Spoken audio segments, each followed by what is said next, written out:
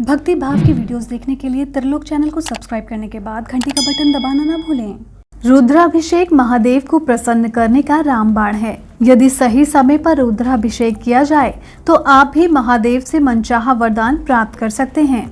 शास्त्रों की माने तो महादेव के रुद्र रूप को अभिषेक बहुत ही प्रिय है, इसलिए भक्तगण महादेव को जल्दी प्रसन्न करने के लिए उनका रुद्राभिषेक जरूर करते हैं।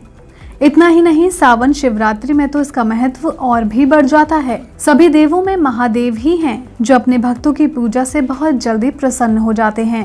यदि आप अपनी कुछ विशेष मनोकामनाओं की पूर्ति करना चाहते हैं तो आपके लिए महादेव का रुद्राभिषेक करना सबसे शुभ उपाय हो सकता है।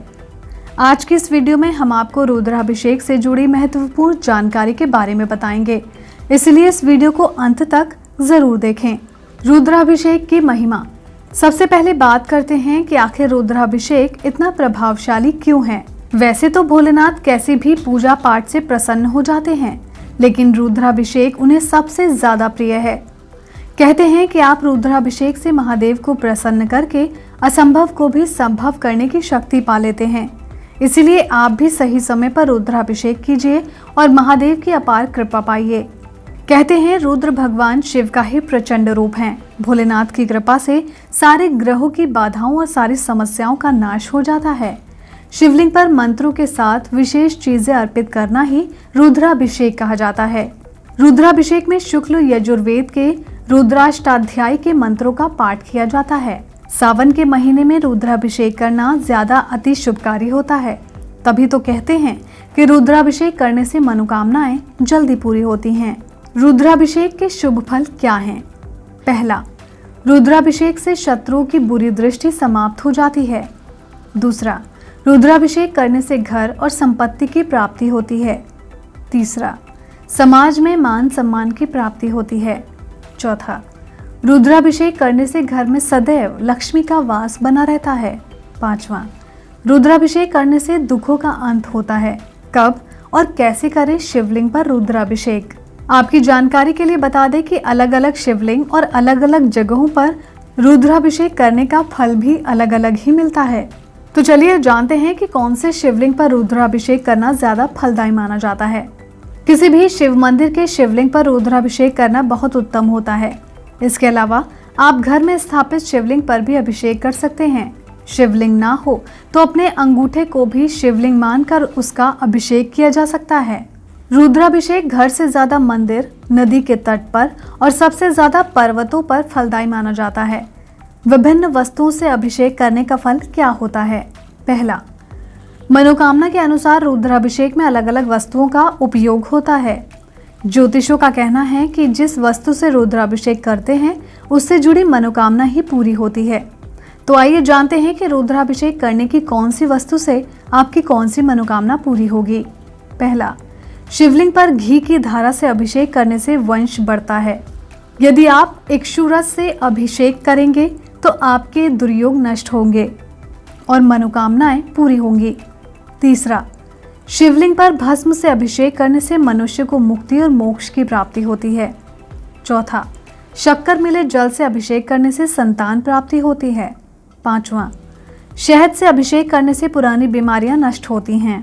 छठा, भोलेनाथ पर शक्कर मिले दूध से अभिषेक करने से इंसान विद्वान हो जाता है। सातवां, गाय के दूध से अभिषेक करने से आरोग्य का वरदान मिलता है। रुद्राभिषेक का शुभ मुहूर्त।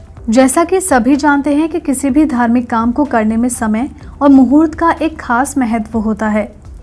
देवों के देव महादेव ब्रह्मांड में घूमते रहते हैं। महादेव कभी माँ गौरी के साथ होते हैं तो कभी कैलाश पर विराजते हैं। ज्योतिषाचार्यों की माने तो रुद्राभिषेक तभी करना चाहिए जब शिवजी का निवास मंगलकारी हो। इसी तरह रुद्राभिषेक के लिए भी कुछ उत्तम योग बनते हैं। कभी भी शिवजी का निवास देखे बिना रुद्राभिषेक ना करें, नहीं तो इसका बुरा प्रभाव पड़ता है। अब बात करते हैं कि रुद्राभिषेक के लिए किन तिथियों में महादेव का निवास मंगलकारी होता है।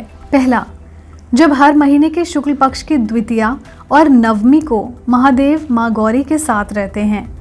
दूसरा, जब हर महीने कृष्ण पक्ष की प्रतिपदा, अष्टमी और अमावस्या को भी शिवजी और माँ गौरी साथ रहते हैं। तीसरा, जब कृष्ण पक्ष की चतुर्थी और एकादशी को भोलेनाथ कैलाश पर्वत पर वास करते हैं। चौथा, जब शुक्ल पक्ष की पंचमी और द्वादशी तिथि को महादेव कैलाश पर ही रहते हैं। पांचवा, कृष्ण पक्ष की पंचमी और द्वादशी को महादेव नंदी पर सवार होकर पूरा विश्व भ्रमण करते हैं। छठा, इसके साथ ही जब भोलेनाथ शुक्ल पक्ष की षष्ठी और त्रयोदशी तिथि को भी विश्व का भ्रमण कर रहे होते हैं। अब आपको बताते हैं कि कौन सी तिथियां अनिष्टकारी होती हैं। इसके साथ ही शिवजी का निवास कुछ तिथियों को अनिष्टकारी होता है, इसलिए इन तिथियों को रुद्राभिषेक करना अशुभ माना जाता है। तभी तो रुद्राभिषेक करने से पहले शिव के अनिष्टकारी निवास का ध्यान जरूर रखना चाहिए। तो चलिए जानते हैं कि अनिष्टकारी तिथियां कौन सी हैं जब मनोकामना पूर्ति के लिए अभिषेक नहीं किया जा सकता। पहली, जब भगवान शिव कृष्ण पक्ष की सप्तमी और चतुर्दशी को शमशान में समाधि में लीन रहते हैं। दूसरा, शुक्ल पक्ष की प्रतिपदा, अष्टमी और पूर्णिमा को भी शिवजी शमशान में समाधि लगाते हैं। तीसरा, जब महादेव कृष्ण पक्ष की द्वितीया और नवमी को देवताओं की समस्याएं सुनते हैं। चौथा, जब भोलेनाथ शुक्ल पक्ष की तृतीया और दशमी में भी देवताओं की समस्याएं सुन रहे होते हैं। पांचवा, जब महादेव कृष्ण पक्ष की तृतीया और दशमी को नटराज क्रीड़ा में व्यस्त रहते हैं। छठा, शुक्ल पक्ष की चतुर्थी और एकादशी को भी नटराज क्रीड़ा में व्यस्त रहते हैं। सातवां, कृष्ण पक्ष की षष्ठी और त्रयोदशी को रुद्र भोजन करते हैं। आठवां, शुक्ल पक्ष की सप्तमी और चतुर्दशी को भी रुद्र भोजन ही करते हैं। कब अति शुभ होता है रुद्राभिषेक? कुछ व्रत और त्योहार रुद्राभिषेक के लिए हमेशा शुभ ही होते हैं। उन दिनों में तिथियों का ध्यान रखने की जरूरत नहीं होती, जैसे कि पहला, शिवरात्रि, प्रदोष और सावन के सोमवार को शिव के निवास पर विचार नहीं करते। दूसरा, सिद्धपीठ या ज्योतिर्लिंग के क्षेत्र में भी शिव के निवास पर विचार नहीं करना चाहिए। ये स्थान और समय दोनों ही रुद्राभिषेक के लिए हमेशा मंगलकारी ही होते हैं। यदि आप भी महादेव से मनचाहा वरदान चाहते हैं तो इस सावन शिवरात्रि आप भी भोलेनाथ का रुद्राभिषेक जरूर करें।